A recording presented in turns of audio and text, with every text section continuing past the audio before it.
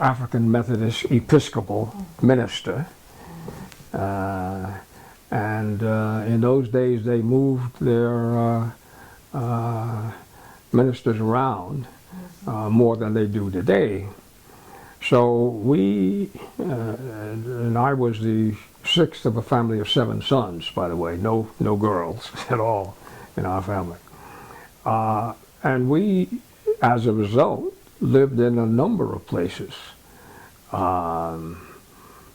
New Haven, as I said, was when I was born. They had already been to a number of places before then, because, as I say, I was the sixth in the in line of the numbers in the family. And when I was 2, we moved down here to New Rochelle, New York. 4 years later, we moved to Poughkeepsie, New York. And 4 years after that, we came back down this way to Mamaroneck, New York, which is just a few miles up from New Rochelle. And 3 years later, a drastic change. My father was interested in the possibility of running for the bishopric in the AME Zion Church. And he knew that he had to gather support, and the biggest support for the AME Zion Church was in the South, where he came from, by the way. So we moved to Charlotte, North Carolina, where my mother had spent many years.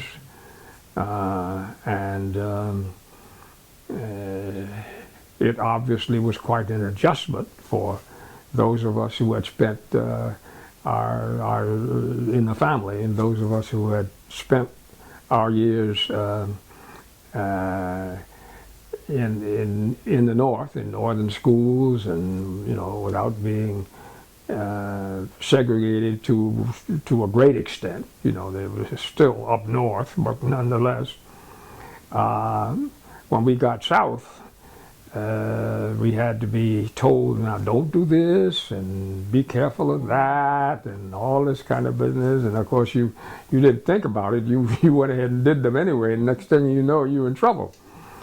So I was not happy about there, but I had no choice. I spent 4 years there.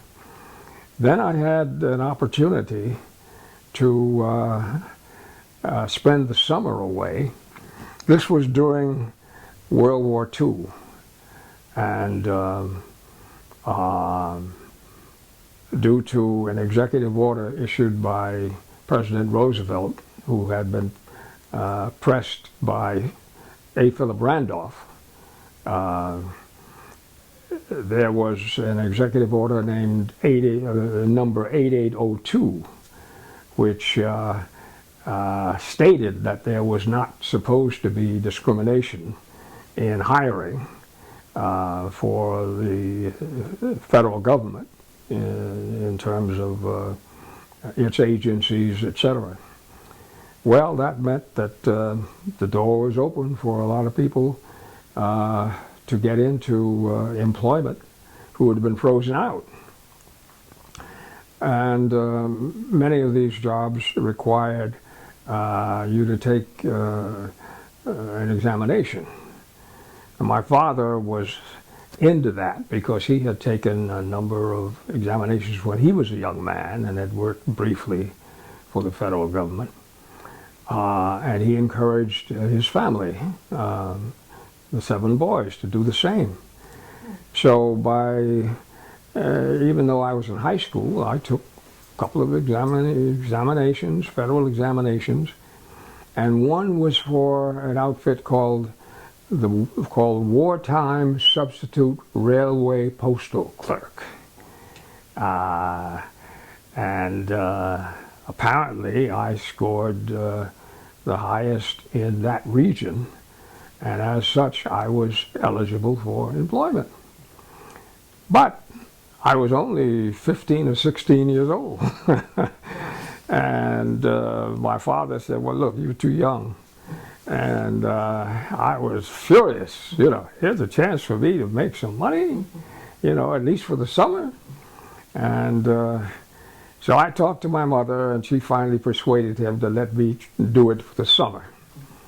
So I became a wartime substitute railway postal clerk. They gave me a 45, which I wore on my hip. That was part of the regulation equipment for that position. And you rode on the mail cars from Charlotte to Washington, D.C. and back. Well, I took the job, and everything was fine for the summer. Came fall, and it's time to go back to school for my senior year, and I decided that I could keep the job part-time and go to Dunbar High School in Washington and live with an aunt, one of my father's sisters, who had a house in Washington. So that's what I did. I went to Dunbar and finished Dunbar, working part-time, 4 hours a day. And Dunbar was an unusual school, as you may know. In those days, it was sometimes called the Black Finishing School of the East Coast. It had a higher reputation than any other school in Washington, D.C., white or black. And there were 3 black high schools, and there's a number of white high schools there. There were all sorts of opportunities that were not available in the high school in Charlotte, North Carolina, Second Ward High School in North Carolina. I had also had a little trouble with the principal of Second Ward High School, who ruled his school with an iron fist, and the white school board let him do anything he wanted to, as long as he kept those Negroes, off their backs, you know. So he came up with a rule one day that any student who did not get inside the school and in his classroom by the time the opening bell rang would have to go home and would not be readmitted to school until he or she came back with at least one parent. Well, I didn't live in the Second Ward area. We lived in the Third Ward area, which meant that it was a long walk to school. School buses, forget it. No school buses for blacks in those days. There were some occasions when I didn't quite make the bell, you know. Well, after he issued this ruling, I, of course, tried to make sure I made the bell, but on one occasion I didn't quite make it, and I was sent home. My father was furious, but he had to, of necessity, contain his anger to some extent, because he was prominent in the community and for a number of reasons. Anyway, he took me back to school, and I don't know exactly what happened in the principal's office. I was sitting outside, but voices were raised, and eventually my father came out, and I was readmitted to school. Well, would you believe it? A month or two later, the same thing happened. I was in school, but I wasn't in the home room. And somebody reported me, and I'm kicked out again. Now the school board, the PTA had been unhappy with this principal for some time, and the head of the PTA, a woman, consulted with me about the incident, and she finally decided to bring this to the attention of the Charlotte School Board, all white, of course. I was later told that this caused a great deal of consternation in terms of the principal, because he had never had anybody challenge him like that in front of the white folks, you know. So a meeting had been set up by the school board, and we were supposed to present our case, the PTA president and myself. My father decided to stay out of it and see what happened.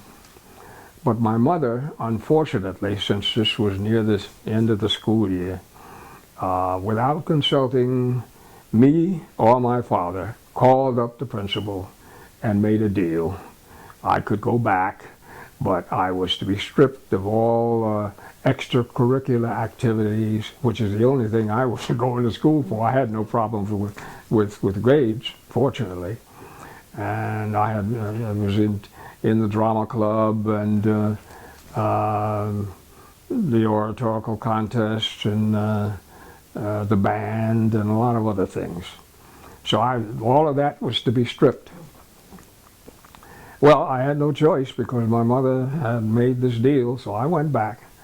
But when I had the opportunity not to go back for the senior year, but instead go to Washington and go to Dunbar, 2 scholarships. One from the Pepsi-Cola company. It was a 4-year scholarship. And this was the first year the Pepsi-Cola company had started this. And later on, when Pepsi-Cola eventually ended the scholarship, this is years later, it became what is now known as the National Merit Scholarships. Right. So there's the same category is still being still in force today, but it was started by the Pepsi-Cola company. The second scholarship was from the IBOEW.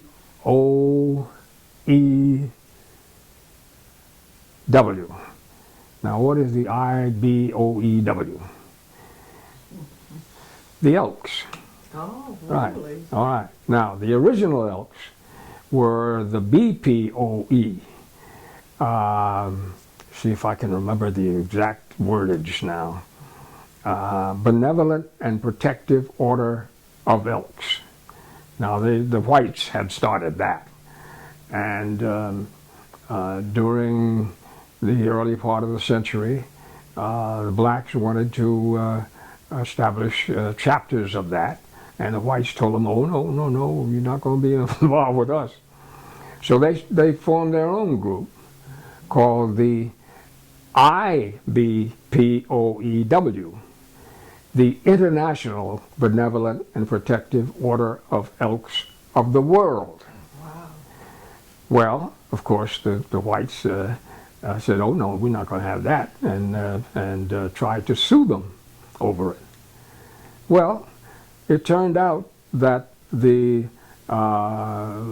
black group had patented the name, their name. And the white group,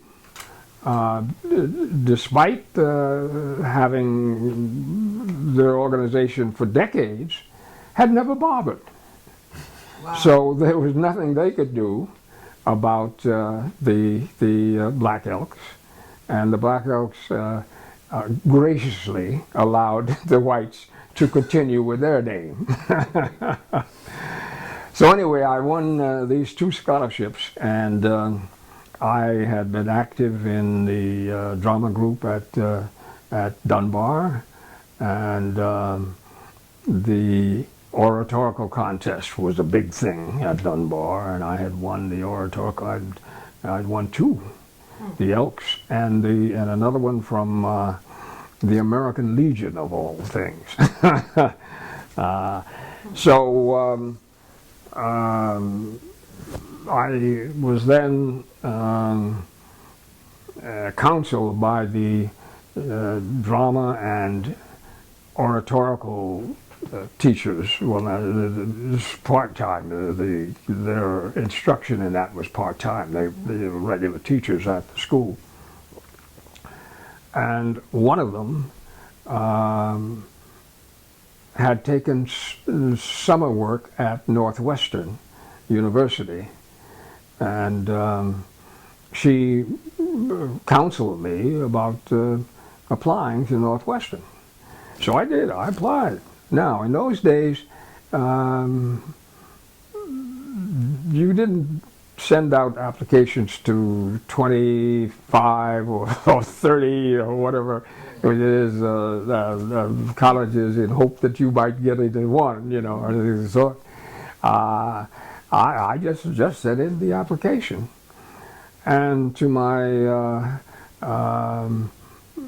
pleasure, I got a letter back from somebody there who said that we are glad you are bringing your scholarships to Northwestern. You're the kind of student we like to have here, and we're looking forward to your coming. I said, oh, fine, fine. The application package, however, contained a requirement that you send in a picture. Well, I didn't think anything of it. I sent them a picture. Then I didn't hear from them. Suddenly I didn't hear from them, you know. And it was summer, and here I'm sitting up here with two scholarships and no school to go to because I'm not hearing from them. Well, the teacher who had taken the work at Northwestern was there again for that summer, and I got in touch with her, and she consulted with the officials at Northwestern and wrote me a letter which stated several things about Northwestern. One, Northwestern did I neglected to say that the picture was in relation to applying for housing at Northwestern. And so what she said in the letter was that Northwestern did not admit Negroes, that was the term in those days, to its dormitories. Two, that any Negro applying for admission to Northwestern, the university assumed they already knew that. And when it became apparent that they didn't know this, then the university, and this is a direct quote from the letter, the university could not afford to explain such things in letters, which meant that anyone who didn't know that didn't get in. However, if she would arrange for me to be housed at the Emerson Street branch of the YMCA at Evanston, which was supposed to be a liberal area, the YMCA didn't let you in either. The main YMCA didn't let you in either. But they had established a black branch on Emerson Street. If she would arrange for me to be housed there, they would reconsider my application. So she got me a room at the Black Y, and they let me in. I went up there with with a certain attitude, you might say, as a result of that, you know. Yes, indeed. Anyhow, not long after I had arrived, and I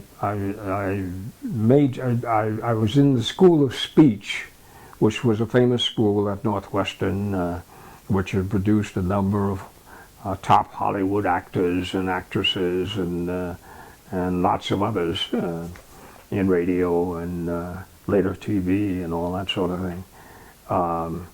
Charlton Heston, the Moses, Sure. was there, was At the one same of their school. outstanding graduates, and Patricia Neal, an actress named Patricia Neal, was another. There were several others. Anyway, I was majoring at that time in theater. And several months after I got to Northwestern, I picked up the paper and saw that a production of The Tempest by Shakespeare, which had played New York, was coming to Chicago. And the stars of this production were Vera Zorino, Arnold Moss, and a man named Canada Lee. Now, I don't know if you know of Canada Lee or not, but Canada Lee at that time, despite few opportunities, had become the leading black actor in theater and films at that time. He was in a film called Lifeboat with which starred an actress named Tallulah Bankhead, who was a daughter of a Southern segregationist senator. And subsequently, there were rumors that they had a romance. I can't confirm that, but anyway. Anyway, he was the Sidney Poitier of the day before Sidney Poitier got to be Sidney Poitier, if you get what I mean. So naturally, I wanted to see this production and see Canada Lee, who had gotten excellent reviews. So I went down to the theater and I saw the production, and after the production I had to take the Evanston elevated train back up to Evanston. You see, Evanston was north of Chicago, and the Chicago's Loop was where the theater section was. So I was quite elated over seeing Canada Lee in this production, and after the production I left the theater and went on up to the toll booth at the Evanston L elevated, and it was only a dime, I think, in those days. Before I put my dime in the slot, I'd been arguing with myself, and I said, finally came to the conclusion, well, look, why don't you go backstage and ask to meet Canada Lee? You know, all they can say is no. You can you can get along with that, can't you? So I put my dime back in my pocket and went back to the theater and went to the stage door and inquired of the stage doorman. I said I would like very much to see Mr. Canada Lee. So he said, oh, well, he's upstairs in his dressing room with some other people right now, but he'll be down very shortly. If you stand over there, when he comes down, I'll point you out to him. I said, fine. Shortly, Canada did come down with a couple of people who had been visiting with him in his dressing room, and he was referred to me, and he came over to me, and I kind of stammered out that I very much enjoyed his performance and just wanted to shake his hand and meet him. Now, people in that category, very often when people such as me come up to them under these circumstances will smile and shake their hands and chat for a few seconds, and then they're gone, which changed the rest of my life. There are times when I wonder whether it was for better or worse, but what he said to me was, "How would you like a job in the theater?" Well, theater majors of any race at any school would kill to hear something like that. And Canada went on to explain that Anna Lucasta, the famous hit Broadway play Anna Lucasta, had come to Chicago a few days before that. I was not aware of that. I hadn't read about it. And that they were looking locally for understudies. And he told me to go the following Wednesday afternoon after the matinee performance, and to ask for the director, the Englishman named Harry Wagstaff Gribble, and additionally to tell Gribble that Canada Lee had sent me. He should be sure to tell him that. I said, okay. Now, I neglected to point out that the summer before going to Northwestern, after I had ceased my job as the wartime substitute, etc., to get ready to go to school out in Illinois, that I had come to New York for a week's vacation, and that I had gone to see Anna Lucasta on Broadway. And of course I was elated to see that this company was on Broadway, etc. But I didn't know that they had moved the original company from New York to Broadway, and had installed a new company headed by Ruby Dee in New York. The original company featured Hilda Sims in the title role, and Fred O'Neill was in the cast. Alice Childress was in the and her husband Alvin. They were in the cast. There was a young man named George Fisher, who was in the cast, who years later changed his name to Brock Peters. Right. So anyway, I went down and told Mr. Gribble that Canada Lee had sent me. So he squinted at me over his glasses. He had a mustache, and he was quite an English, gruff Englishman, you know.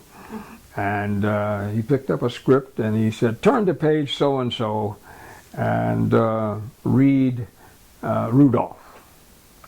Well, I turned to page so-and-so and I read Rudolph, and he scowled.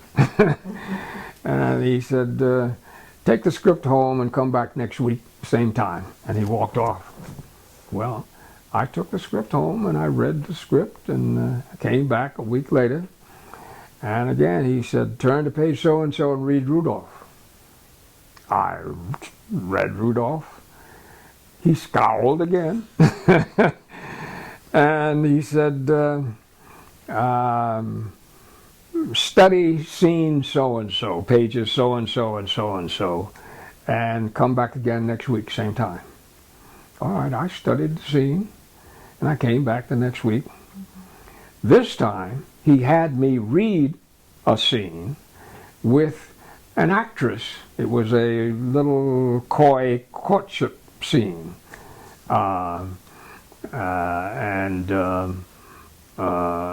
I had read it and prepared, and here was this gorgeous actress who was an understudy in the cast, who was going to read this scene with me. Well, I don't know. Maybe I was inspired by the presence of this lovely lady. But anyway, we read the scene, and when we finished, Gribble said, "That's it, sign him up." And I became an understudy in that cast. Well, that was when I met Frederick O'Neill, for the first time, because he was featured in the cast of Antilocaste, and as I said, the original company had now been moved to Chicago, so he was there.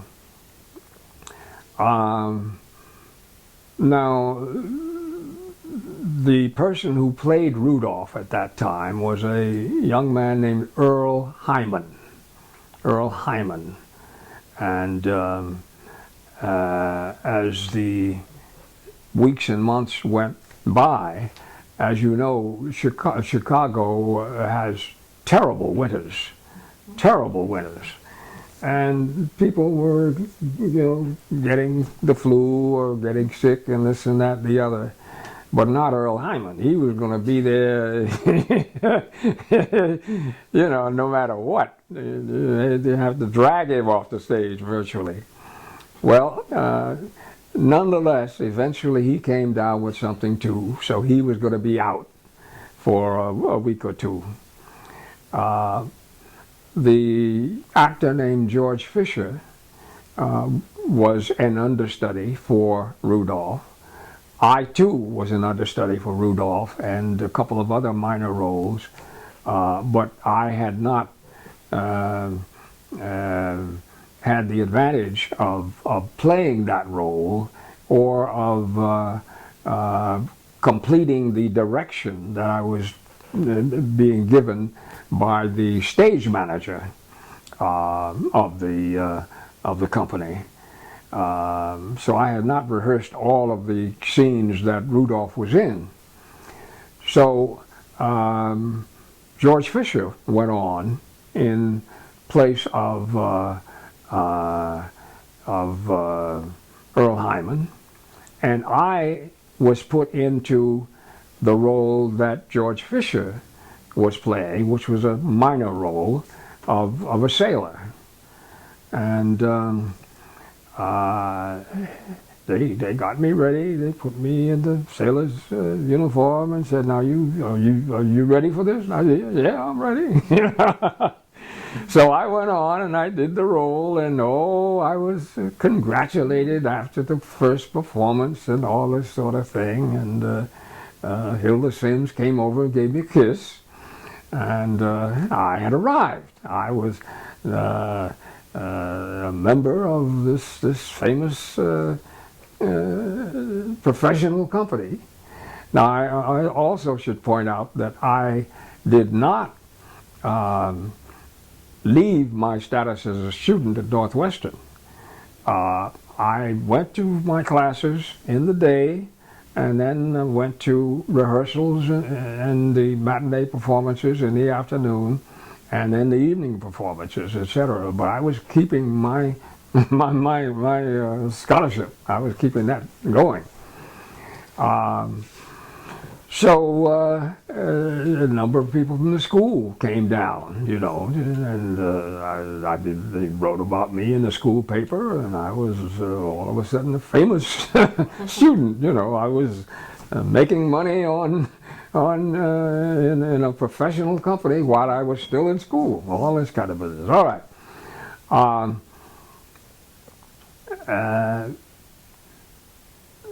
During I think it was 2 weeks that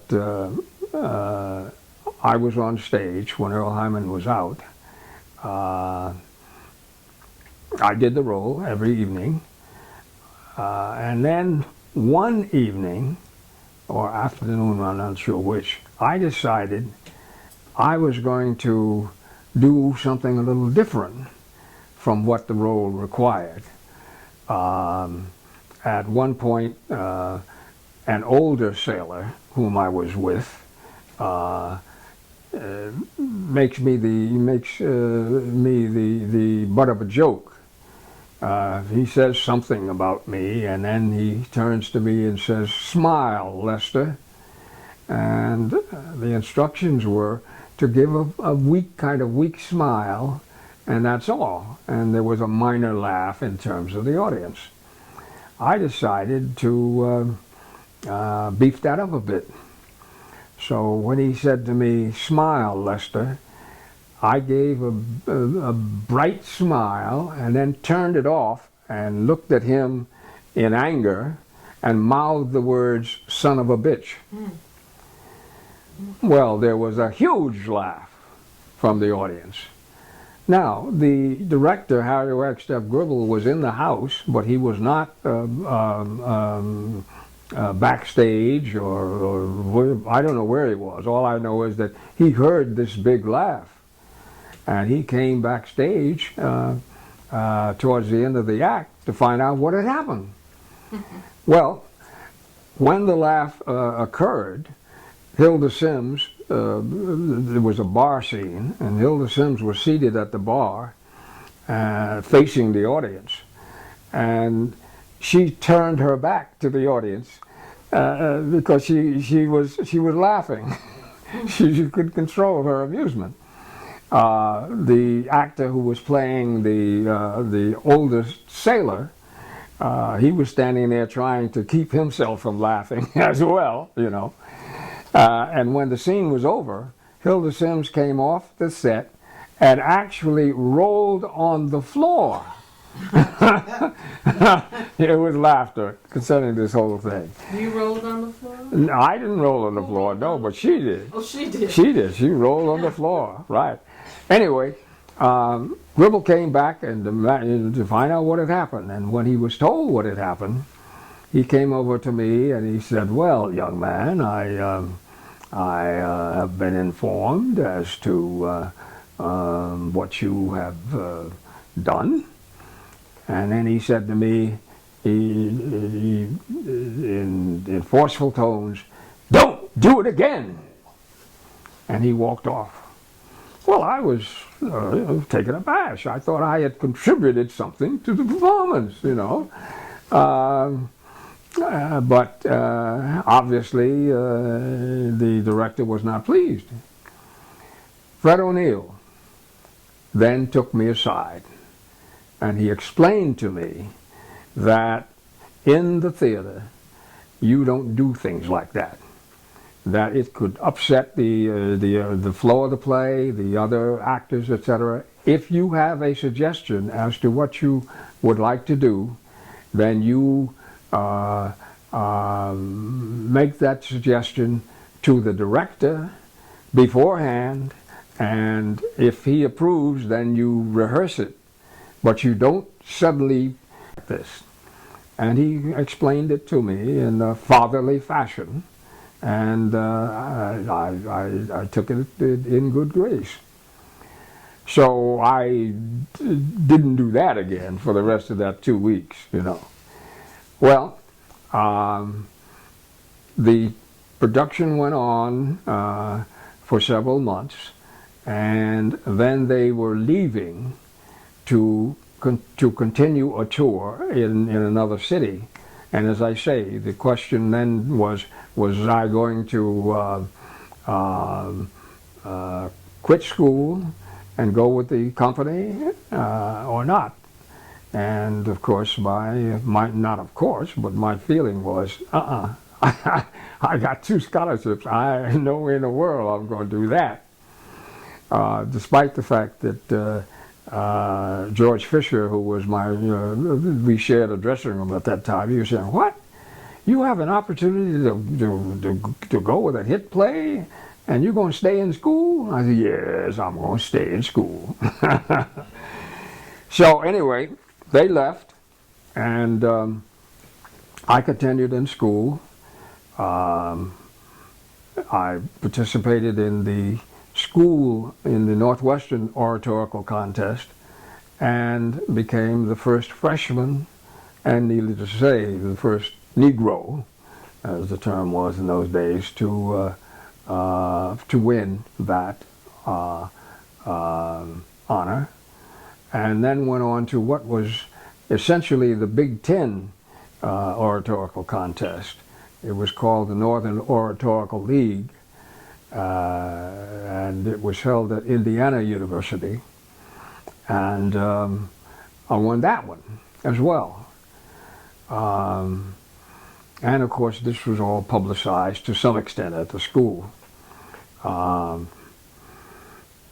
I had a pretty good freshman year, and returned for the fall and did my 4 years and graduated. Now, once I graduated, the question was, well, now what are you going to do? I mean, you got to make some money. I wasn't even, well, I take it back. I was thinking of going to grad school. I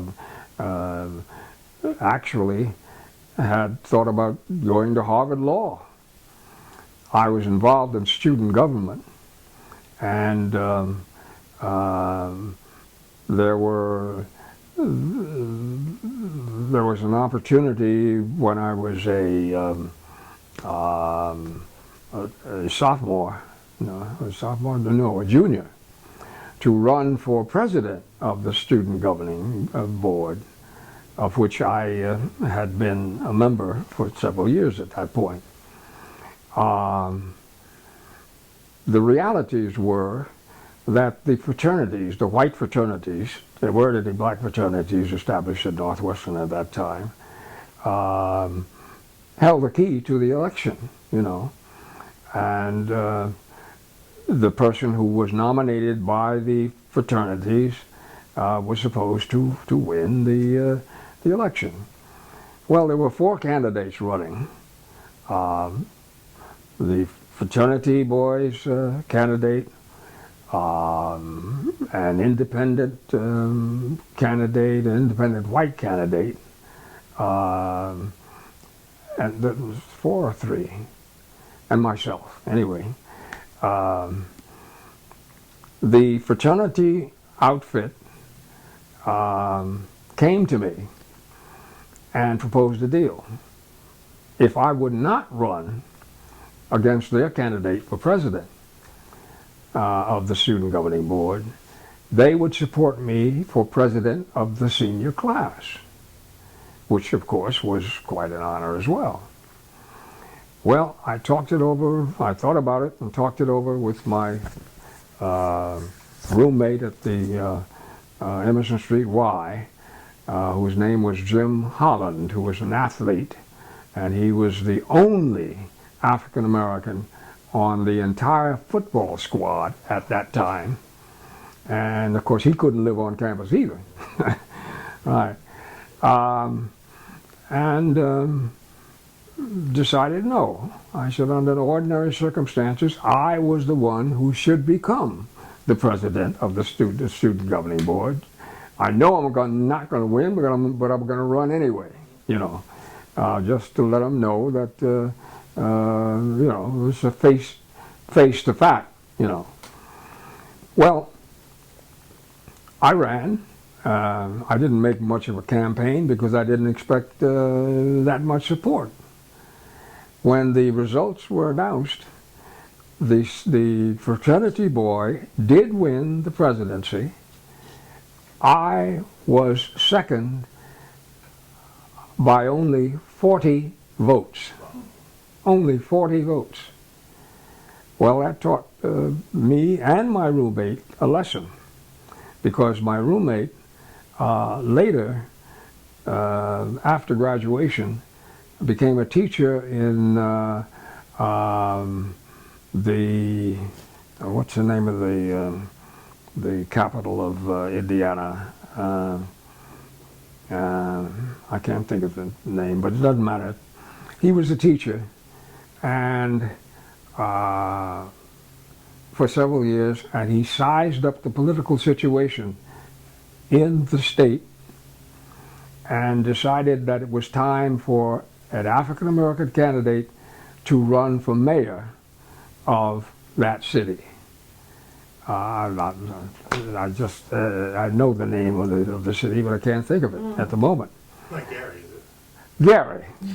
Gary, Indiana, right. That's it. He decided that, so he organized a political movement. He wasn't going to run himself, but Hatcher, Andrew Hatcher, I think was his name.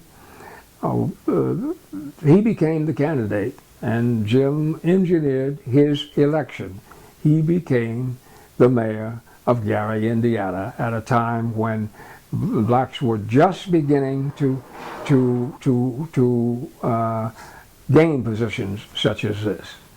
What year was this? Do you remember? I can't recall what year it was that Hatcher was elected, but it had to be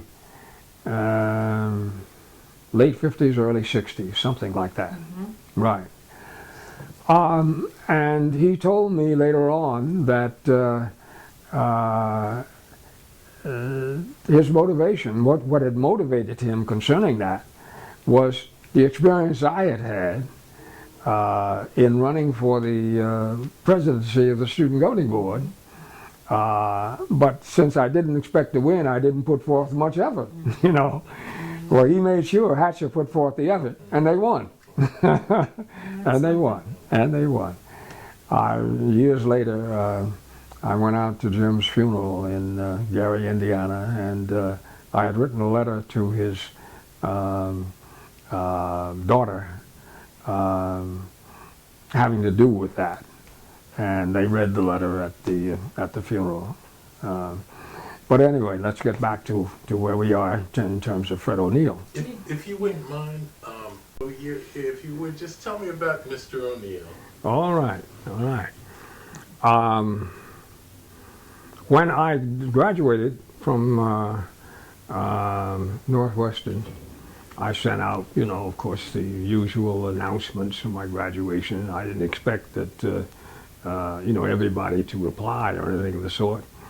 But I sent one to Fred, and lo and behold, Fred sent me a beautiful alligator wallet as a graduation present.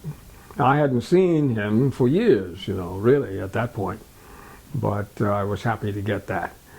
Now, on to Fred. I came into New York to live in the spring of 1950, a year after finishing Northwestern. In the interim, I had worked for the Johnson Publishing Company, Ebony, Jet, etc. Traveling for them, arranging circulation. It had nothing to do with editorials or writing or anything of the sort. But one day I picked up the Pittsburgh Courier. I kept up with what was going on back in New York in the theater with the theatrical columns in the black press. And I picked up the Pittsburgh Courier, and I found out that there was a musical that was being cast in New York called Lost in the Stars. And it was based upon a famous novel. And what was the original title of the novel? I can't recall, but it doesn't matter.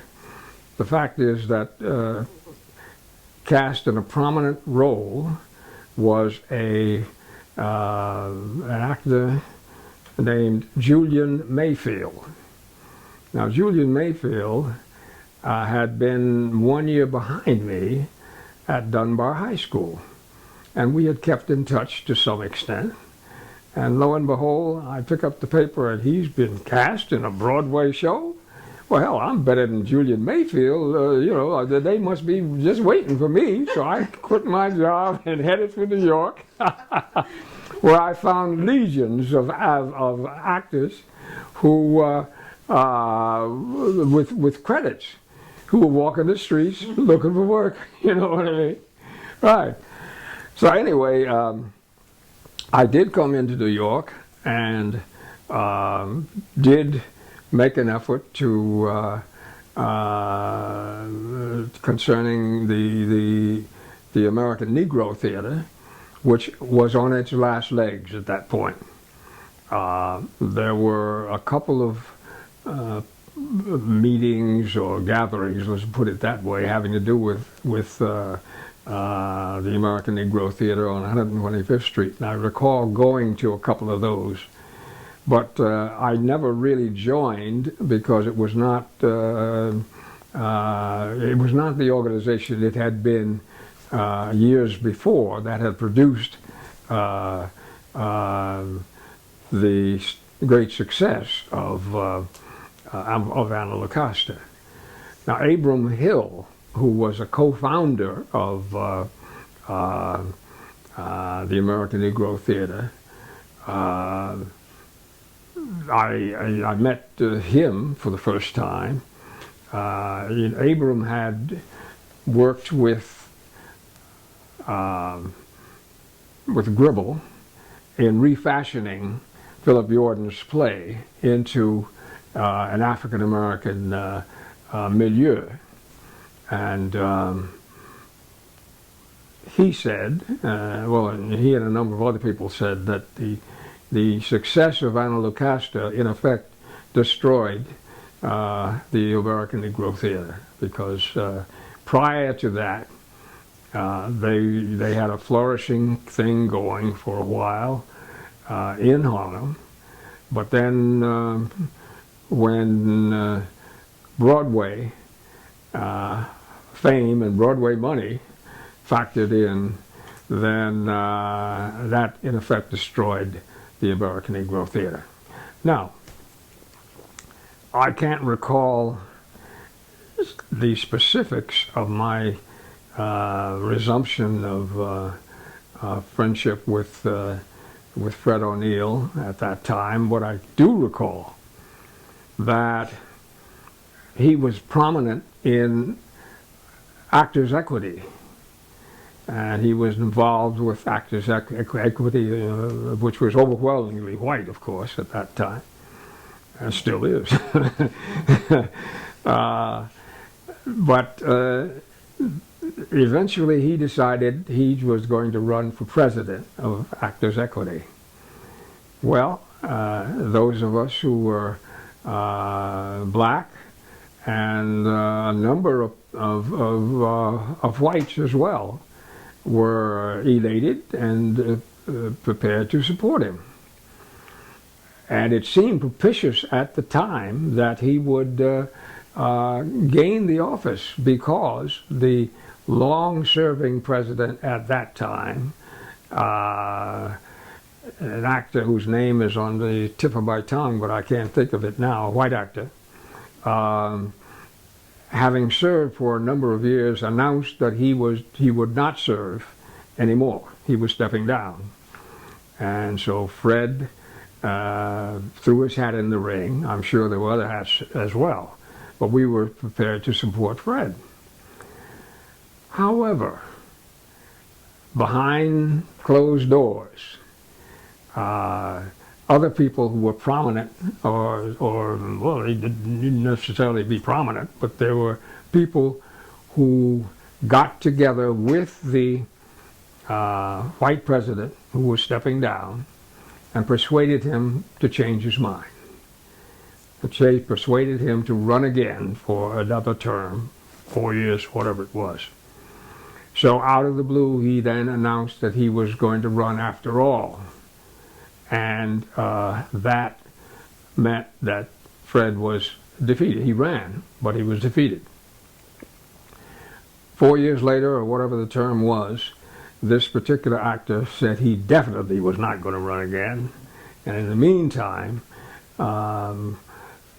great support swelled up for Fred, and he was elected president of Actors' Equity. I don't know if that's the correct term or not, but he was head of Actors' Equity, and he held that position for quite a few years, and was eventually elected to higher office in terms of the labor movement as well. He was not only the head of Actors' Equity, he moved on to other roles as well. Now, in the late 60s, no, the early 60s, I'm sorry, in the early 60s, having made something of a name in terms of being a playwright and writing for other other publications and on other occasions and all that sort of thing, I was approached by representatives of the Delta Sigma Theta sorority. They were interested in honoring a lady who was not actually a founder of theirs, but who they certainly celebrated. A Washingtonian whose name was Mary Church Terrell. And the idea of doing a play based upon her was advanced by one of the founders of Delta Sigma Theta sorority. Osceola Archer was her name. Now, Osceola Archer had been an actress and a director in the theater for some time. And our paths had crossed when I had written a play about Frederick Douglass and John Brown called In Splendid Era. I wrote the play largely, the first draft anyway, in Germany. I had been drafted into the Army during the Korean conflict, as they called it. Looks like we're going to have another one now. And I was lucky enough to be sent to Europe rather than to Korea itself. And I was also lucky enough to get a position as a teacher in an Army education center,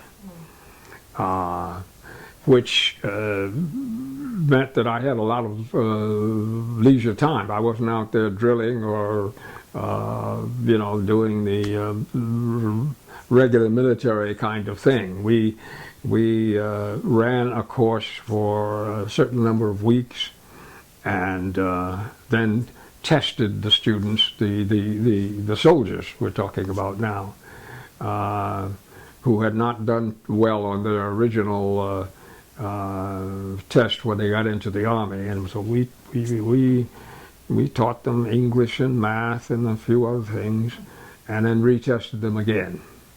And to our amazement, very often, in terms of African American soldiers particularly, who had not done well on their original examination, they apparently pleased that there was this all-black unit, by the way. It had not yet, integration was taking place at that time.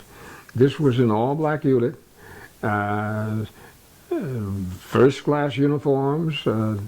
We didn't have much rank because rank was frozen, unfortunately. We should have been sergeants, but most of us were corporals instead, and we couldn't get promoted because rank was frozen at that time. But anyway, these I had spare time. I had access to a typewriter, and I wrote the first draft of In Splendid Era, which was my second play. My first one was A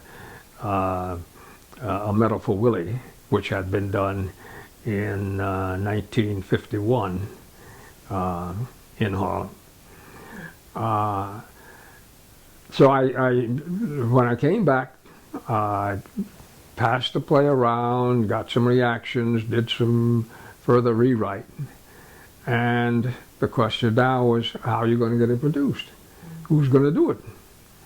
Well, that went on for some time, and eventually someone told me to send it to a theater downtown called the Greenwich Mews Theater.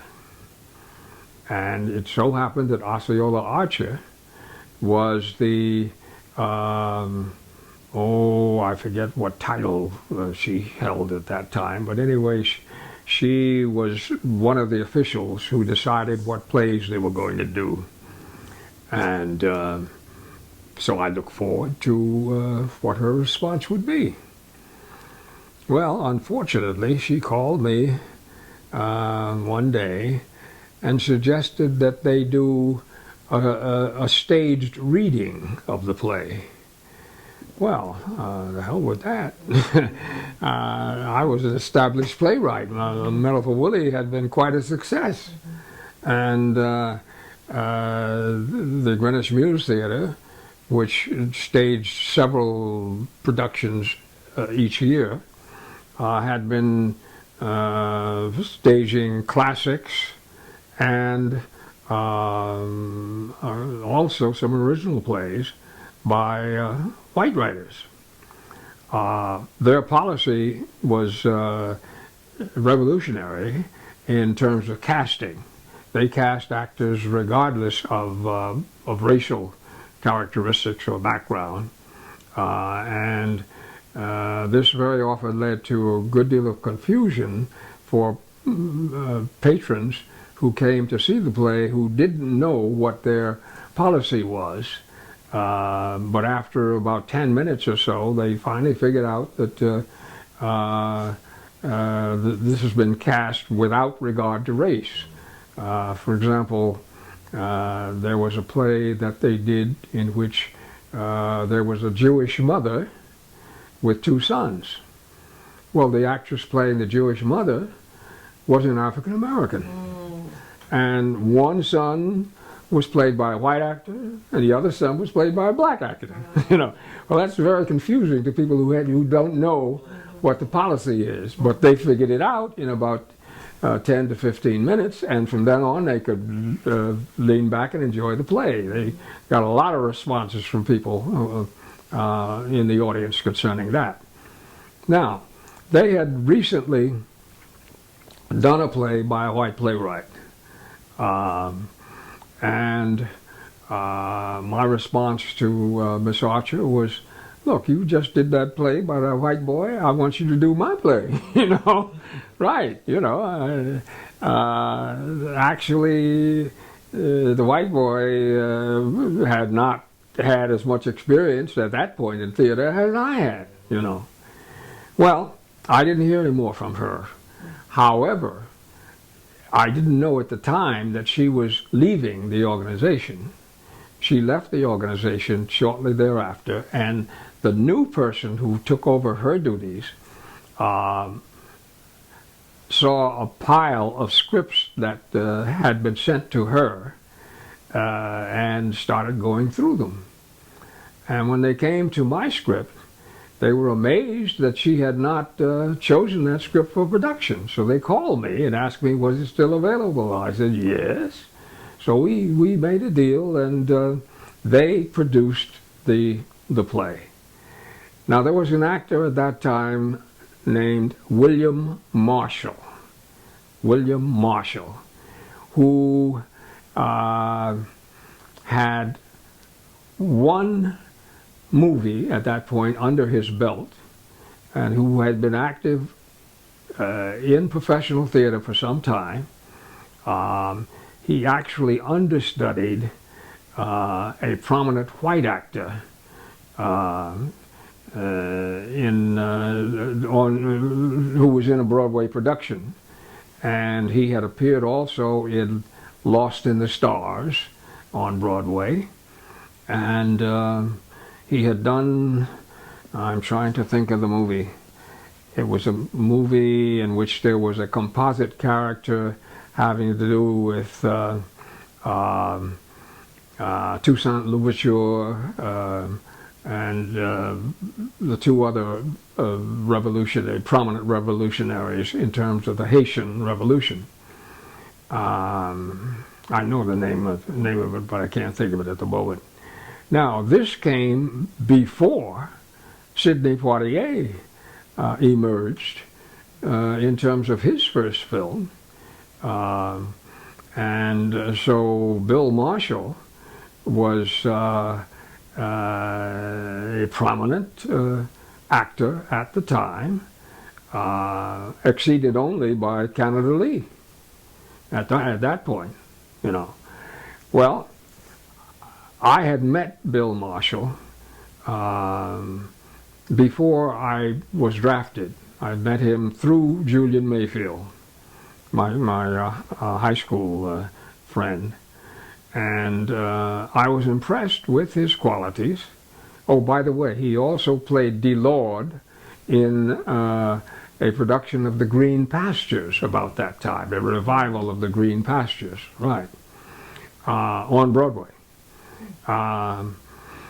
So I had him in mind when I wrote the play about Frederick Douglass and John Brown. So when I brought up his name, they were very excited, and they wound up hiring him for the role. There were a few bumps along the road. I won't take time to go into all of that now, but he was hired, and the production was a successful one. It wasn't as successful as we had hoped, because frankly we had hoped to move it to Broadway. And there was talk about moving it, but that never happened. Never happened. But it ran for a number of months, and then we had to close because of the year-end holiday season. The Greenwich Mews Theater was in the basement of a building that was used by both a Jewish congregation and a Christian congregation. So all these holidays that built up towards the end of the year meant that we could not perform during that time. So we had to close just before the holidays, when we were turning people away. The success of the production was so great that we were turning people away. After the holidays, we reopened, but the momentum had been broken, you know. So it ran again for another month, and then we had to close. Also, of course, the Greenwich Mews Theater at that time normally did 2 or 3 different productions every year anyway, but they were prepared to run it if it was a big hit, you know, which it was up until we had to break. And then when we resumed, the momentum was lost. All right, Osceola Archer was a founder, as I said, of the Delta Sigma Theta sorority.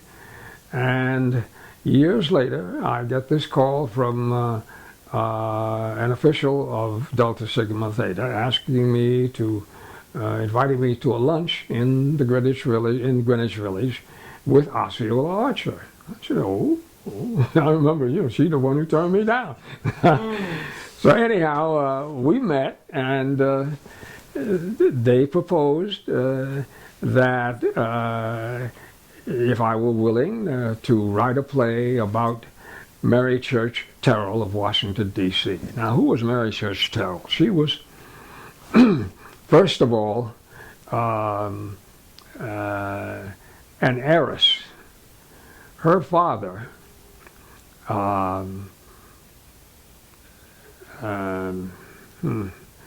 Robert Church. Her father, Robert Church, shortly after emancipation, was in Memphis, Tennessee, I believe.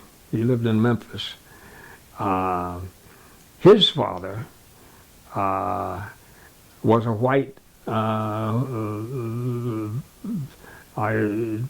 don't know if he was a slave owner or not, but his father was white, who was a man of means, and who, when he died, left a sizable legacy, a sizable fortune, to Robert Church, his son. The son invested in real estate, and at a certain point there was an epidemic that hit Memphis, and people were set in Germany, and he went over twice, and they did the grand tour of Europe together twice. Now we're talking, I'm talking now about the 1800s, the late 1800s. You know, this was an unusual woman. Let's face it, under these circumstances. And this is the play that you did with Fred in it, right? The one that Fred was in, yes. I'm coming to that, yes. Mm. Now what happened is that she was this tour of how do you the tour, they the took grand this tour, grand tour of London? What do you take it on a boat in a you know I mean back in those carriage, days in a horse and carriage? yeah, huh? horse and carriage, right? Yes, yes. We're talking about the fact that she was moving in circles. Some of them royalty and circles of wealth and privilege and education, you know, all that sort of thing. Anyway, when she came back to the United States, she was offered a job at Oberlin University, and she considered taking it. But then somewhere along the line, she turned it down in favor of taking a job at Dunbar High School in Washington, D.C. It was not called Dunbar at that time. I forget what it was. It was later renamed Dunbar.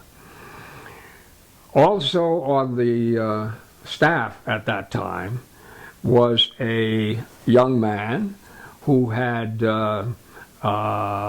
believe it or not, graduated from Harvard College. Now this is before Du Bois. I'm going to have to break for a second because You're still hooked up. yeah, my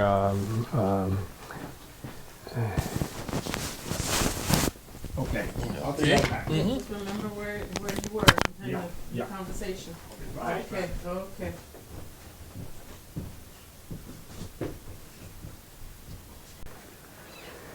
Well, Osceola Archer was credited with discovering Harry Belafonte because she cast him in a play at the American Negro Theater. And as I understand it, she was not particularly impressed by Sidney Poitier at that time, but she pushed Harry Belafonte into a couple of roles. And as you may know, Belafonte was supposed to appear in a performance and could not because he had this side job as taking out the garbage from an apartment house, and the guy who was supposed to replace him couldn't make it. So that particular night, so he could not perform that particular night, and Sidney stepped in instead. And it so happened that people from downtown had come up that evening, Wow. and they hired Sidney for a role instead of Belafonte. Belafonte told that tale I don't know how many times, you know. But anyway, back to finish up on Osceola Archer, rather Mary Church Terrell. When she got back and she decided to take a teaching job at the M Street High School, something like that, but it was before it was renamed Dunbar. One of her fellow teachers was a young man named Robert Herberton Terrell, and he, interestingly enough, had a degree from Harvard College. It was called Harvard College at that time, not Harvard University. This was before Du Bois. Before Du Bois. They got together and romantically and eventually married. He got a law degree from Howard University, and he eventually was appointed to the federal bench by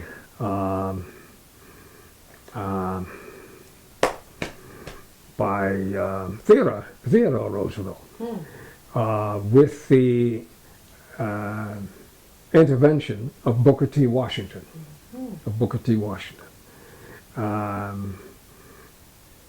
Now, Mary Church Terrell was quite an activist, and she became involved with Du Bois, and as you know, eventually Du Bois and Booker T. Washington clashed, right? Later on, I'm jumping ahead, when I was teaching at Cornell, I wrote a TV piece about that, and in doing research, came up with a letter that Du Bois wrote to Terrell, complaining about Terrell's wife being involved with Du Bois. And Terrell was up for promotion in terms of the federal bench at that time, and in effect,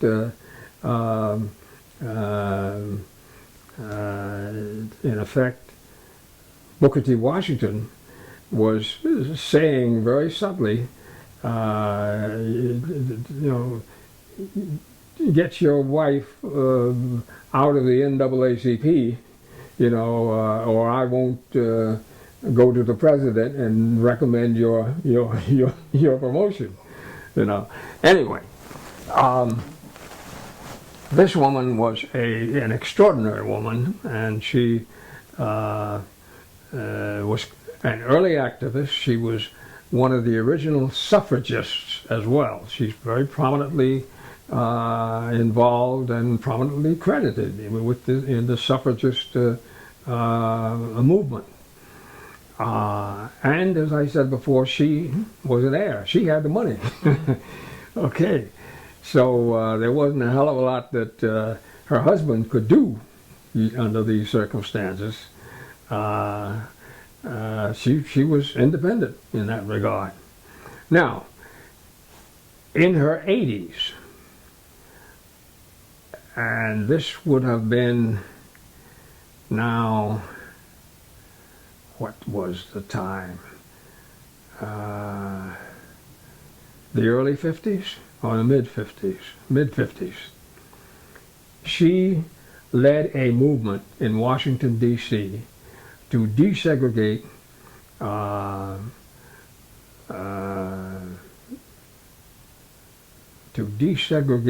restaurants, movie theaters, and other places of public accommodation in Washington, D.C. She led a picket line while walking on a cane. She was not the only one. She was paired with a prominent minister at the time. But the case that they brought eventually was upheld by the Supreme Court, which ruled that the so-called lost laws of Reconstruction, which had not been enforced in Washington, D.C., were indeed valid and enforceable. And that broke the back of segregation in Washington, D.C. So that had taken place several years before this meeting in which they asked me to write this play honoring her. So I wrote a play called To Follow the Phoenix, which Osceola Archer directed. And it was performed. It was performed at the Civic Opera House in Chicago during, I think, the 50th anniversary convention of the Delta Sigma Theta sorority. Now, I may be off by a year or two, but I think it was the 50th.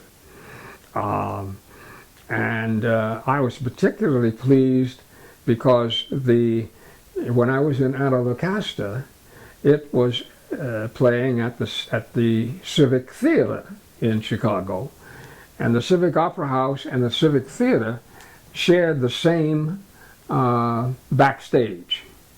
They shared the same stage door.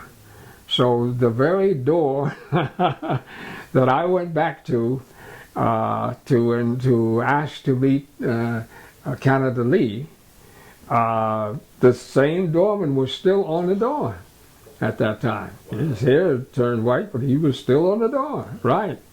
So it was a source of great gratification to me under the circumstances, as you can imagine. And that night, the theater was jam-packed. I don't know if they turned people away or not, but every seat in that huge opera house was filled. And the performance was very well received. And a member of the cast, one of the members of the cast, playing Mary Church Terrell's father, and then I think he played another character later on in Splendid Era, To Follow the Phoenix, was Fred O'Neill. Fred O'Neill. So our friendship had continued, and here he was now in a play of mine, in the same building yet, the very same building, because the backstage space adjoined both the opera house and the theater. Now, moving forward with the terms of Fred, we've talked about his election as the head of Actors Equity. I'm not sure whether this was before he was elected or after, but he managed to get an African American actor appointed as a staff member of Actors Equity, which staff had been up to that time strictly Lily White. His name was Ellsworth Wright. Ellsworth Wright. He was an actor.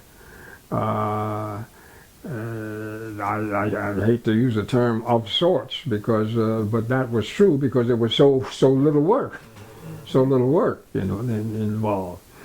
And he managed to get Ellsworth Wright appointed to the staff, so that for the first time, probably in his life, Ellsworth was on salary.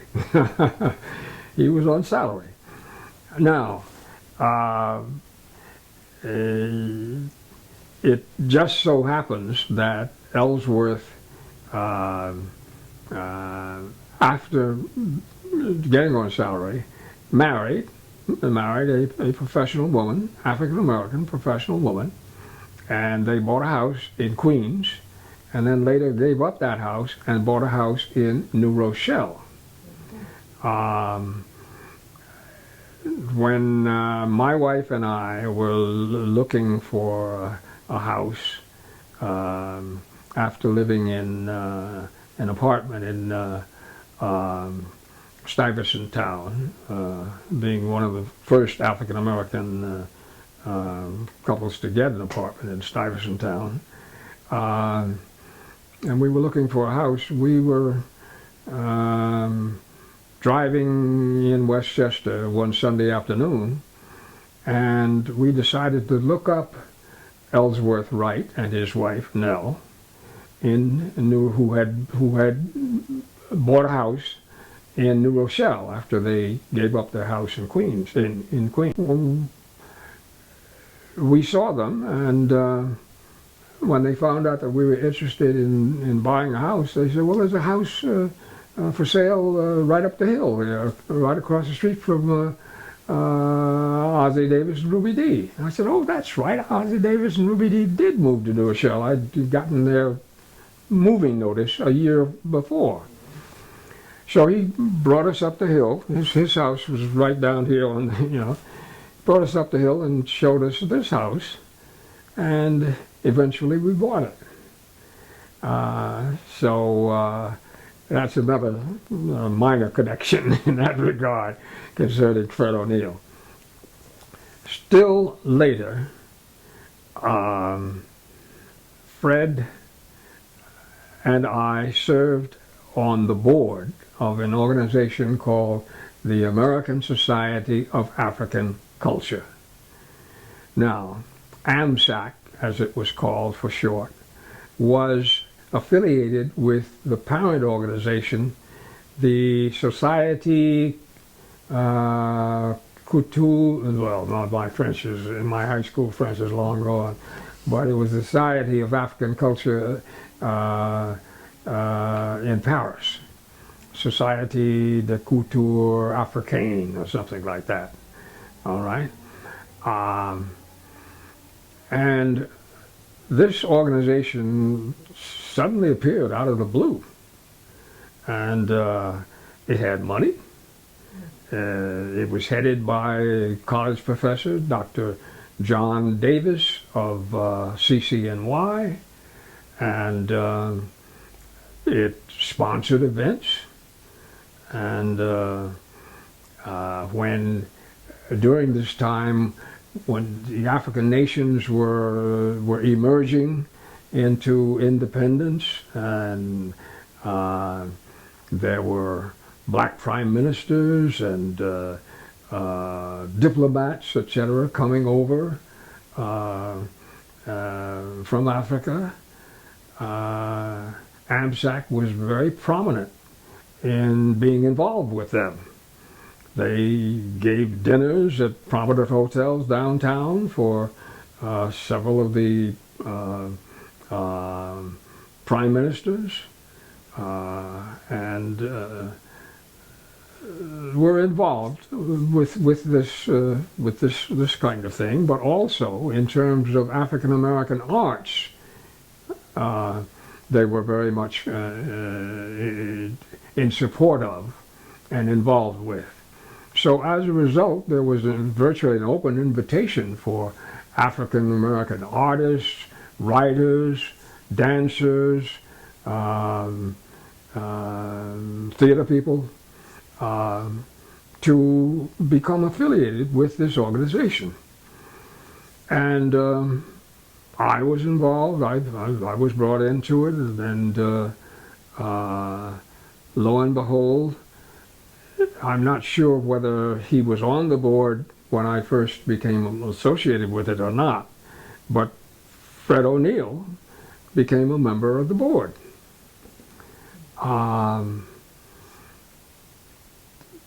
One of their prominent promotions was to establish an office of AMSAC in Nigeria, and that was to be celebrated by a two-night entertainment gala extravaganza in Nigeria,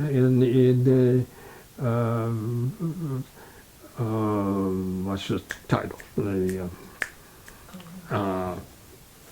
The capital at the time. They moved it since then, but the capital, Lagos. In Lagos, right, yes. So they established an office in Lagos, and they brought over a number of African Americans in the arts and academe, etc., to celebrate the opening. Lionel Hampton, Nina Simone, Randy Weston, what's his name now? the choreographer and dancer, who's Alvin Ailey? not Alvin Ailey, but another prominent one whose wife was the first African American dancer at the Metropolitan Opera.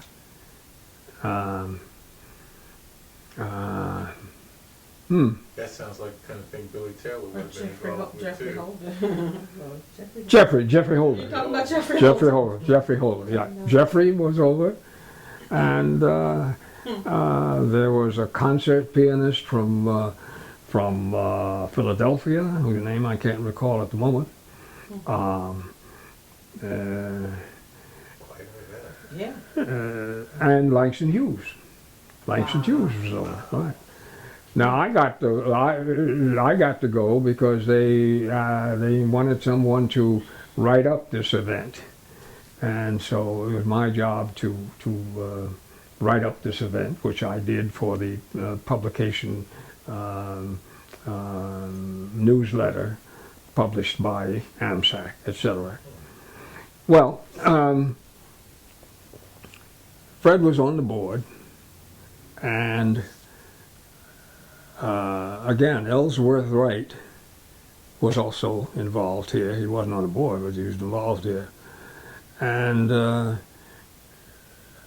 first list of people who were being sent over was all compiled by the staff of ABSAC. It wasn't a big staff, only several people. And the head of AMSAC, John W. Davis, who pretty much ran the organization single-handedly, you might say.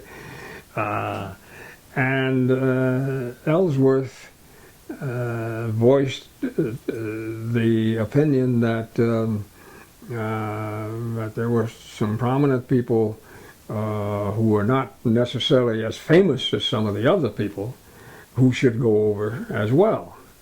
So out of the blue, I got a call saying I'm going to Lagos. So I went to Lagos.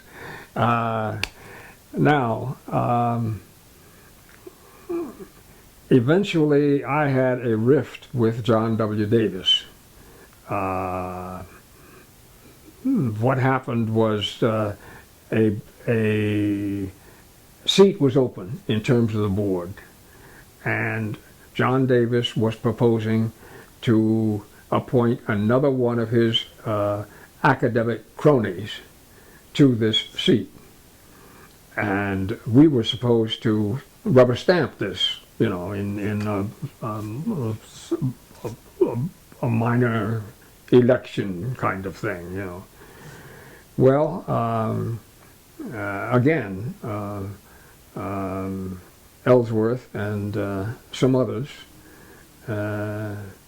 including myself, objected to this and said, well, look, they're not even consulting with the active membership here, and it's time for us to get a seat on the board so that we have more say. We're the ones that are being used, but we're not we're not in on the basic decisions, etc.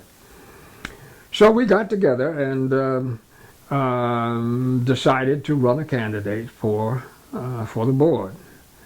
Again, unfortunately, or fortunately, depending upon your point of view, that candidate was myself. And I was elected to the board, obviously to the great displeasure of John W. Davis, the head of the organization. I served on the board, and Fred was on the board at that time. I served with him for a number of years, and all this time there were a number of questions about the organization. Where is this money coming from? And what is we just couldn't understand, because there were lavish things. They hired Duke Ellington and his orchestra at one point for a Christmas party. And it was almost like there were more people in Duke Ellington's orchestra than there were, at the invitees to the party. There was a lavish dinner for Sekou Touré when he, the Prime Minister of Guinea, when he came over to try to get some money from Eisenhower, and Eisenhower gave him the back of his hand, you know. As a result, Sekou Touré then turned to Russia, as did a number of other African leaders who were not, who were rebuffed by the United States during this period, which was the Cold War, you know, all this. Well, eventually, we found out what this was all about. CBS and the New York Times did some research, did some digging concerning this, and found out that there was a whole list of organizations that were secretly being financed by the CIA. And right up top on the list, because African American, AMSAC, there's AMSAC's name right smack at the top. Was that an outgrowth of the McCarthy thing in any way, do you think? Well, we don't know. We don't know. The McCarthy thing by that time was over. I mean, McCarthy's power had been broken by that time. But the question was, I mean, what kind of deal is going on between John W. Davis and the CIA? Because whenever we ask where's this money coming from, oh, well, such and such a foundation and this and that and the other, etc. Turns out these were phony foundations set up by the CIA that involved not just AMSAC, but a whole list of other organizations, which both CBS in a special CBS reports and the New York Times in a special article revealed. Now, some of us had suspected, but we to this day, it's still something of a mystery as to why the CIA would do this. Well, it's not unlike the COINTELPRO, except you guys were not. There you go. You know, right. Saber rattling. There we go. The same way. Exactly. Exactly. Let me ask you a question. Sure. How would you summarize Frederick's contribution to the cultural and human rights landscape? It's kind of broad and kind of far-flung, but summarize that if you would.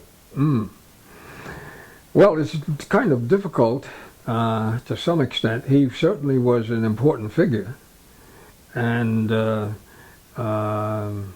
made contributions. On the other hand, I hate to use that term, Fred was not an openly aggressive agitator, you might say, in that regard. As a matter of fact, on several occasions I've heard Fred argue that, in effect, it was better not to use what he called the crutch of race when pursuing certain objectives. He said that if you use a crutch, you're going to be stuck with that crutch. So you better throw it away now and operate without it. Well, that's interesting, and it sounds like sage advice, but let's face it. When it comes to race in the United States and certainly with in terms of Africa and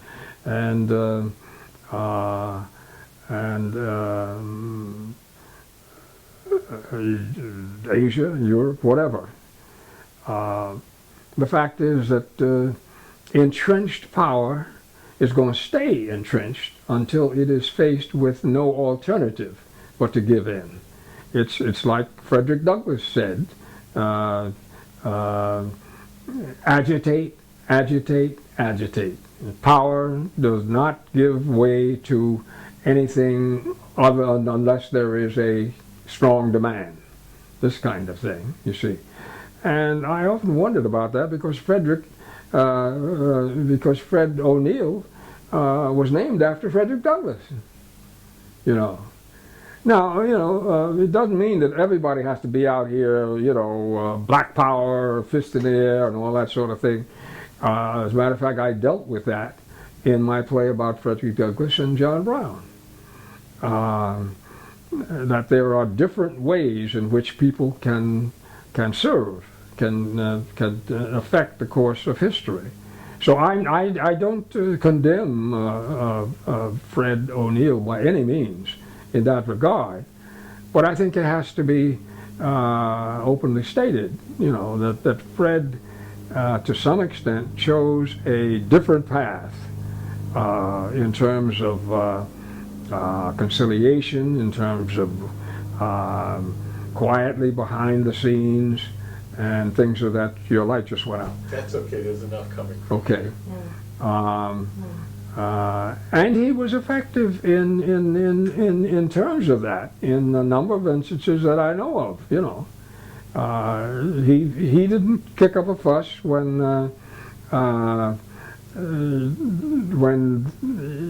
he ran for the head of Equity the first time, and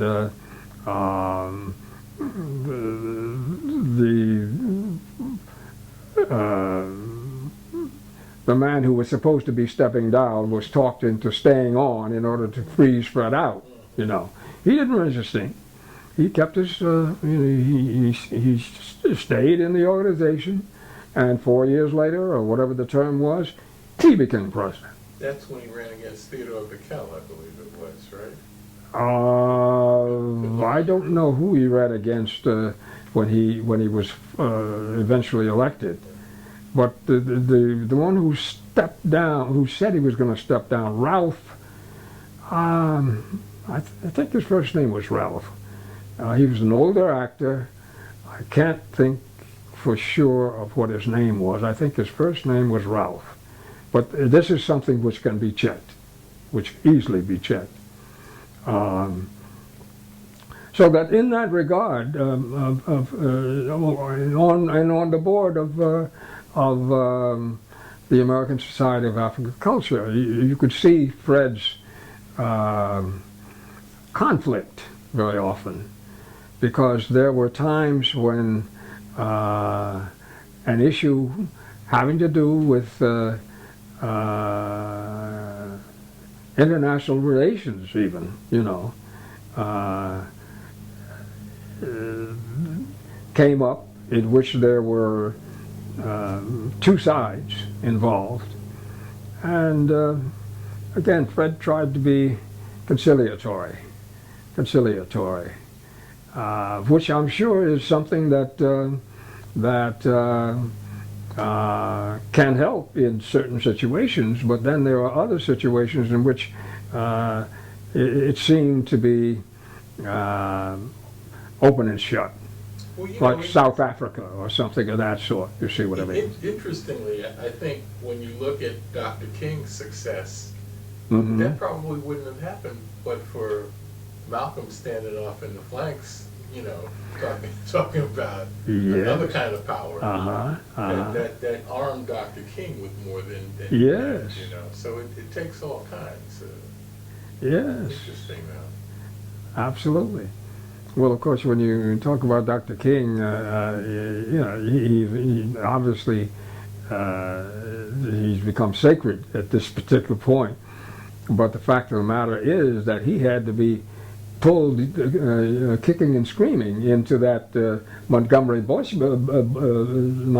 situation. Mm-hmm. Right. He was a new boy in town. He didn't want to get involved, and. E.D. Nixon, who was head of the NAACP, he's the one that grabbed him by the shirt collar virtually and pulled him into that movement. Wow. Right. Once he got in, then that's another matter, Right. yeah. But anyway, again, back to Fred. Once this hit the fan, this exposure, then the organization obviously lost support. Support of its members. The CIA stopped funding. They dropped the shadow foundations. They didn't fund them anymore, and as a result, it was up to ABSAC to go out of business. And it took a while to do that, and I stayed on the board while that was being done. So did Fred. He was still on the board, and eventually the organization ceased to function. Yeah. Wow, that's quite a story. Yeah. Well, as a matter of fact, it was finally written about in some fashion, not completely, in some fashion. What is the name of the book? I've got it here. You still hooked up there? I forgot. Yeah. No. That's okay. I can remember the name of the book. It was The Mighty Wurlitzer is the title of the book. The author I've forgotten. And that's, But that's an organ, right? The world is right. He devotes a whole chapter in this book to the American Society of African Culture. And he tells a good deal of the story, not all of it. I mean, there are things that he didn't find in his research, but it's funny that they would try to infiltrate an organization that was not overtly militant. I understand COINTELPRO because COINTEL, when they infiltrated the Panthers, well, the Panthers were talking about blowing stuff up. Yeah. Well, obviously, they wanted to control, for whatever purposes, they wanted to control contacts and influence, you might say, They wanted in terms of African Americans, between African Americans and the emerging countries of Africa, to some extent. They wanted to control it. Before I was on the board, during the time that I was associated with the organization, I got a call, or was it a letter? One of the two, in which I was asked to go to Ghana to be involved in a summer institute having to do with theater and broadcasting, etc. Theater, film, and broadcasting. Now, at that time, I was on the staff of Channel 13. Once Channel 13 first started, there were only 2 blacks involved in the whole damn organization. Me and a secretary. She wasn't my secretary, but she was a secretary on staff, and then it was me. And during this time, I got this invitation to go to Ghana and be associated with the University of Ghana during the summer, and so I consulted with the authorities of Channel 13, and they approved it. So I went off to Ghana and spent 6 weeks that summer. Now this was the summer that Dr. Du Bois died in Ghana, so I was there at the time. This was also the summer of the March on Washington and the speech by Dr. King. So I wasn't there for that speech. I was in Ghana instead. A group of African American expatriates living in Ghana, some of them working for the government, including my friend Julian Mayfield again. His name keeps popping out, right? He was there at the time as well, working for the government. Organized a sympathy protest having to do with the March on Washington back here. And a group of Africans joined in this particular protest, and we marched on the American Embassy at the night before the protest back here. Among them was Maya Angelou, because she was over there at the time. Right.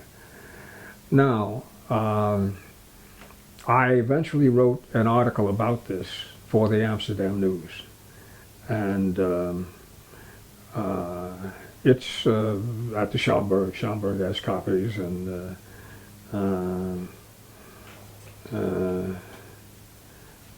or it could be, and it could be looked up again. It was the summer of '63, August of '63. Yeah.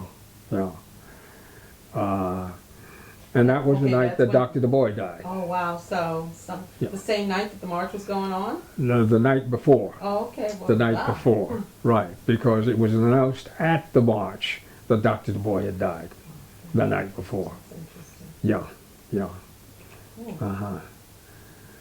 So that I wrote about that and the state funeral that Kwame Nkrumah gave for Dr. Du Bois at the time. Now, Nkrumah himself was not at the actual funeral. He was holed up at a military installation and had been for some time because he had had 2 assassination attempts by then.